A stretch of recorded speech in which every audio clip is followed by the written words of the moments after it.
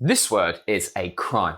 When you demand something from someone in return to promise not to reveal information on them, that is known as So let's give you a couple of examples now. A simple example, maybe your friend at school smokes. So you go up to him and you say, hey, if you don't give me your lunch money, I'm going to tell your parents that you smoke. That would be Another example, maybe you work at a big law firm in New York City and you find out that your boss is sleeping with someone else. So you go up to him and you say, hey, if you don't give me a raise and make me less work hours, I'm going to tell your wife that you're sleeping with someone else. That would also be I'm sure there's always been a scenario in our life where either big or small, we have committed maybe Have a think. Think back to a time where maybe you committed Do you know what word I'm looking for? Blackmail.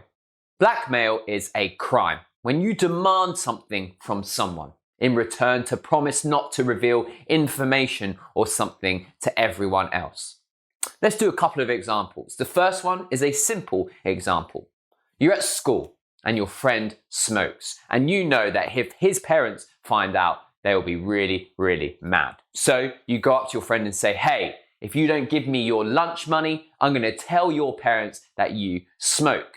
And so, of course, he's going to be all scared and frightened, and he's going to give you lunch money. So that is known as blackmail. And you can go to prison for blackmail. Maybe not for telling your friends that they smoke, but you never know. So now let's use an example of where blackmail is used in a more, in a bigger way.